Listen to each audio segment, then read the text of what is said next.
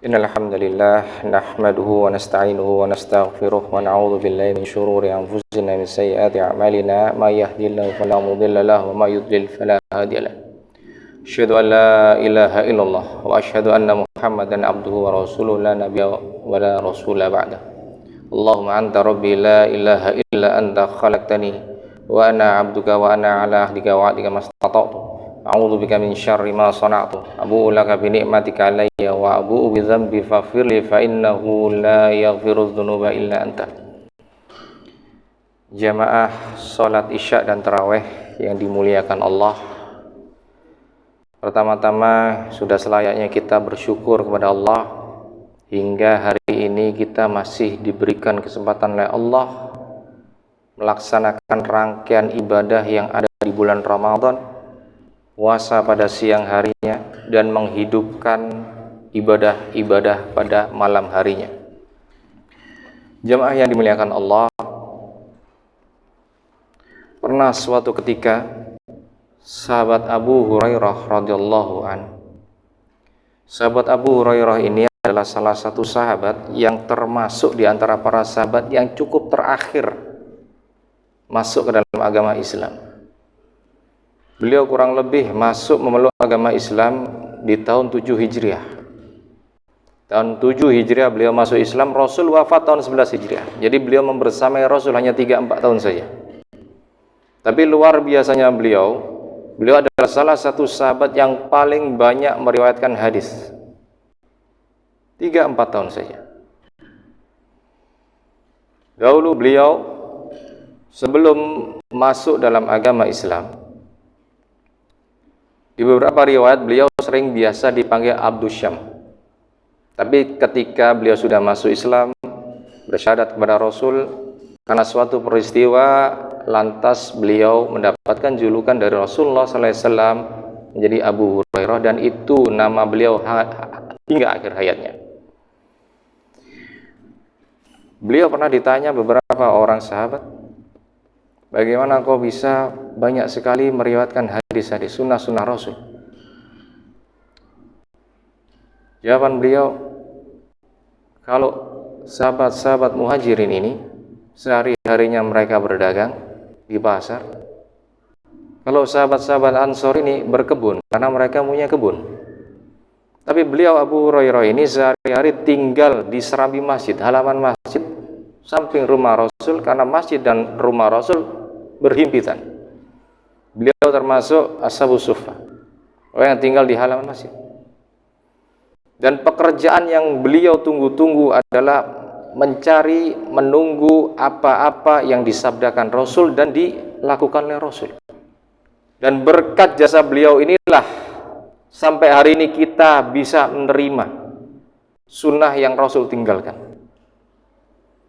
Jemaah yang dimuliakan Allah, sahabat Abu Hurairah ini pernah bercerita suatu ketika yang belum pernah terjadi sama sekali. Anna Nabiyya sallallahu alaihi wasallam raqiyal mimbar. Bahwasanya suatu ketika Rasulullah sallallahu alaihi wasallam itu naik ke atas mimbar beliau. Dahulu Rasul tak punya mimbar, biasa saja. Tapi di akhir-akhir ketika sahabat yang memeluk Islam sudah semakin banyak, beliau memerlukan mimbar agar bisa dilihat oleh sahabat-sahabat yang lainnya ketika beliau berdakwah, memberikan nasihat dan sebagainya. Lantas beliau meminta kepada salah seorang sahabat yang pengrajin kayu untuk dibikinkan mimbar. Suatu saat itu Rasul naik ke atas mimbar. Lalu beliau berkata amin. Langkah berikutnya beliau pun mengucap amin. Langkah yang ketiga beliau pun mengucap amin. Ada 3 kali amin yang beliau ucapkan. Amin yang beliau ucapkan ini bermakna ya Allah kabulkannya, ya Allah kabulkanlah, ya Allah kabulkanlah. Tak pernah terjadi sebelumnya. Lantas beliau ditanya, ma kunta tasna'u hadza? Ya Rasul, engkau belum pernah melakukan yang demikian, ada apa ya Rasul? Maka Rasulullah SAW bersabda, qala li Jibril. Jibril datang. Jibril telah berkata kepadaku, malaikat yang paling mulia, pimpinan para malaikat, malaikat Jibril datang sendiri. dan mengkabarkan kepada Rasulullah sallallahu alaihi wasallam, raghima anfu abdi dakhala alaihi Ramadan falam yughfar lahu. Fakultu amin. Sungguh sangat merugi seorang yang masuk dalam bulan Ramadan lantas dia tak mendapatkan ampunan. Fakultu amin. Lantas aku pun berdoa mengucapkan amin. Ini artinya apa? Kabar yang dibawakan oleh Jibril ini bahwa akan ada orang, sekelompok orang, segolongan orang yang ketika diberikan kesempatan untuk bertemu dengan bulan Ramadan tapi tak memanfaatkan bulan Ramadan ini. Orang yang beriman selalu menunggu bulan Ramadan karena di bulan ini Allah sedang obral ampunannya. Tapi ada orang ketika berjumpa dengan bulan Ramadan sedih. Sedih karena mungkin dia terkekang hawa nafsunya. Tak bisa makan, tak bisa minum. Padahal ada haknya. Makan punya dia, minum halal bagi dia. Tapi di waktu-waktu tertentu Allah haramkan itu. Orang yang semacam ini terkekang, nggak suka jumpa bulan Ramadan. Ada pula orang yang ya puasa. Tapi setelah selesai puasa, sudah berbuka, dia kembali melakukan kefasikan. Naudzubillah. Orang yang demikian ini adalah salah satu contoh orang yang dicontohkan oleh malaikat Jibril sebagai orang yang celaka, merugi. Jumpa bulan Ramadan tak dapat ampunan. Lalu yang kedua, amin Rasulullah yang kedua. Summa qala, kemudian Jibril alaihissalam berdoa, rahima anfu abdin dzukirta indahu falam yusalli alaika. Fakultu amin. Sungguh sangat celaka seorang yang rugi celaka. Seseorang yang disebutkan namamu lantas ia tak bersolawat kepadamu. Fakultu amin, maka aku pun mengucap amin. Jemaah yang dimuliakan Allah, mudah kiranya, tak membutuhkan tenaga, tak membutuhkan biaya. Ketika nama Rasulullah SAW sudah selayaknya kita yang mencintai Rasul, mengikuti apa-apa yang disunnahkan oleh beliau, umat beliau, lantas kita tak bersolat kepada beliau ketika telinga kita mendengar nama beliau, sungguh sangat merugi bagi kita. Sepertinya ringan tapi banyak yang terlewat. Sepertinya ringan tapi banyak yang meremehkan. Yang ketiga, summa qala, kemudian Jibril pun berdoa, raghima anfu abdin azraka walidayhi aw ahadahuma falam yudkhilhul jannah. Fakultu amin. Sungguh sangat celaka, sungguh sangat rugi seorang yang mendapati kedua orang tuanya atau salah satu di antara keduanya sudah senja, sudah berusia renta. Lantas seorang ini tak masuk surga. Rugi. Fakultu amin, maka aku pun mengucapkan amin. Jemaah yang dimuliakan Allah, ketika kedua orang tua kita atau salah satu di antara keduanya masih muda, masih sehat, masih bugar, mudah kita mendampingi keduanya. Tapi butuh kesabaran, kerelaan, ikhlas, ridha ketika kita menjumpai keduanya atau salah satu di antara keduanya telah berusia senja, kadang kembali seperti sifat anak-anak. Lantas kita ikhlas, sabar dan ridha menemani mereka, melayani mereka.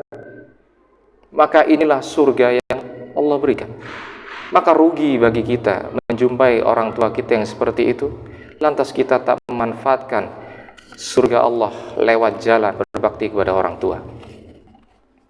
Jemaah yang dimuliakan Allah, dari 3 berita yang dibawakan oleh Jibril itu, kita sekarang sedang berada seperti contoh berita yang pertama yang dibawakan oleh Jibril. Kita berada di bulan Ramadan.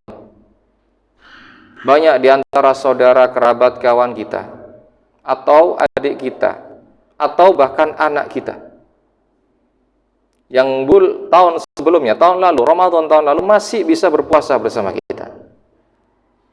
Tapi hari ini mereka sudah tak bersama kita lagi. Mereka sedang menunggu kita di alam barzah, dan kita pun akan menyusul mereka. Ada yang 1 hari sebelum Ramadan Allah panggil. Ada yang 2 hari sebelum Ramadan Allah panggil. Ada yang hari Ramadan, hari H Allah panggil. Ada yang hari ini pun dipanggil oleh Allah.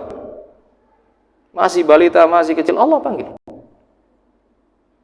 Allah tak memerlukan usia untuk mencabut nyawa seorang hamba. Yang tua, renta, sudah di atas ranjang, Allah tak panggil. Allah belum cabut nyawanya. Yang muda, gagah, kuat, masih bersemangat, berusaha dan sebagainya, sedang menikmati hidupnya, justru Allah panggil. Sangat rugi jika orang seperti ini masih muda, gagah, sehat, lupa dengan ibadah, melalaikan apa-apa yang Allah perintahkan. Allah tak berikan kesempatan dia kedua kalinya, Allah panggil. Jemaah yang dimuliakan Allah, sesuai dengan firman Allah dalam surat Ali Imran ayat 185 yang bunyinya a'udzubillahi minasyaitonirrajim. Kullu nafsin dha'iqatul maut.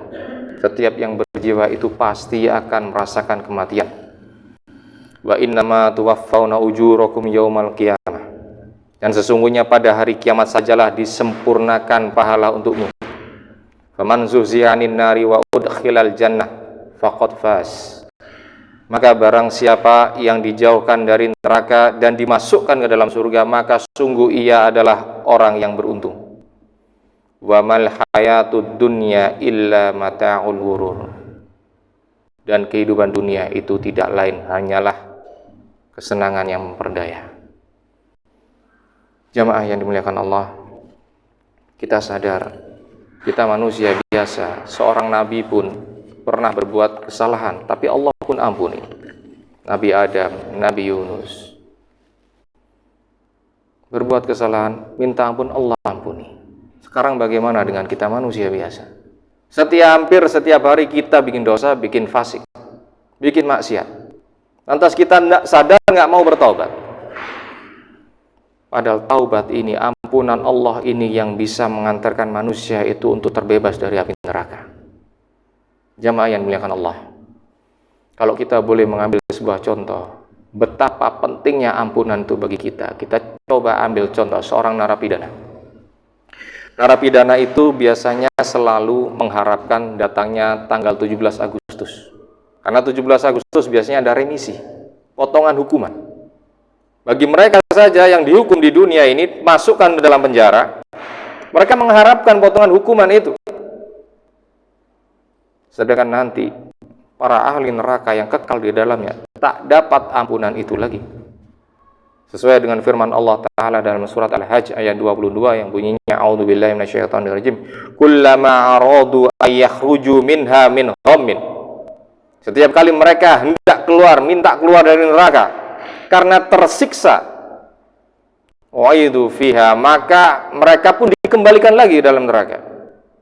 Lantas dikatakan kepada mereka, wa dzuqu adzabal hariq, maka rasakanlah azab yang membakar ini. Dosa kita, kesalahan kita, maksiat yang pernah kita lakukan, sudah selayaknya kita bertobat minta ampun pada Allah. Mumpung bulan Ramadan ada di hadapan kita. Karena bisa jadi bulan Ramadan ini bulan Ramadan terakhir yang sedang kita kerjakan. Bisa jadi Ramadan tahun depan kita tak berjumpa.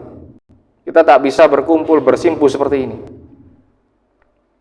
Bisa jadi yang bicara di atas ini tahun depan sudah tidak ada lagi di dunia. Jemaah yang dimuliakan Allah, Ramadan ini dengan berpuasa bisa lebih melembutkan hati kita. Puasa mengajarkan kita arti bersyukur, berserah. Kita tak punya kuasa apa-apa. Hak kita, punya kita makanan, kita minuman, kita tidak bisa kita minum. Sudah Allah tetapkan mulai fajar sampai maghrib tak ada makan, tak ada minum. Dan puasa Ramadan ini memiliki sesuatu yang spesial. Karena ibadah puasa ini hanya kita yang menjalankan dan Allah saja yang tahu. Maka itu Allah akan memberi balasan sesukanya Allah, sesuai dengan keinginan Allah. Karena Rasulullah SAW pernah bersabda, kullu amal ibni Adam yudha'aful hasanatu asyru amsalihha ila sab'i mi'ati dhifin. amal perbuatan, amal soleh anak cucu Adam itu akan Allah lipat gandakan antara 10 sampai 700 kali lipat. Qala Allah azza wa jalla, lantas Allah berfirman, illa shaum, kecuali puasa, fa innahu li wa ana ajzi bih. Karena puasa itu untukku, maka aku akan memberikan pahala. Terserah Allah. Bisa jadi lebih dari 700. Karena Allah lipat-lipatkan di bulan Ramadan ini, apalagi ya sedang kita menunggu bersama nanti. Mudah-mudahan kita berjumpa dengan malam Lailatul Qadar, dan di malam itu kita bisa beribadah sepuas hati kita.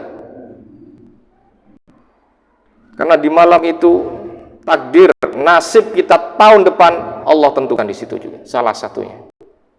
Maka itu ayo sama-sama, banyak sekali amal soleh yang bisa kita kerjakan di bulan Ramadan ini, sambil menghapus semua pahala-pahala, sambil kita mengumpulkan semua pahala dan menghapus dosa-dosa kita. Kita terus beristighfar kepada Allah, minta ampun sama Allah. Kalau dosa kita diampuni Allah, insya Allah pahala-pahala itu lebih mudah. Allah lebih mudahkan hati kita untuk Allah gerakkan menuju kebaikan-kebaikan berikutnya. Jemaah yang dimuliakan Allah, jikalau Ramadan ini adalah Ramadan yang terakhir bagi kita, semoga Allah menjaga hidayah yang sudah Allah berikan ke dalam hati kita masing-masing. Allah tetapkan kita sebagai hambanya yang akan Allah panggil dengan cara husnul khatimah. Dan jika Ramadan ini adalah Ramadan yang terakhir bagi kita, kita hanya ingin suatu saat nanti, ketika kita berjumpa dengan Allah kelak, kita bisa menatap wajah Allah Azza wa Jalla dengan tersenyum, sebagai buah yang kita petik dari jibaku lelah kita beribadah, beramal soleh di dunia. Hingga pada akhirnya kita bermohon kepada Allah agar kita, anak cucu kita, orang tua kita, semua keluarga besar kita, Allah kumpulkan kita dalam surganya bersama hamba-hamba yang soleh. Amin Allahumma amin. Kurang lebihnya mohon maaf. Kita tutup dengan doa kafaratul majlis. Subhanakallahumma rabbana bihamdika asyhadu an la ilaha illa anta astaghfiruka wa atubu ilaik. Assalamualaikum warahmatullahi wabarakatuh.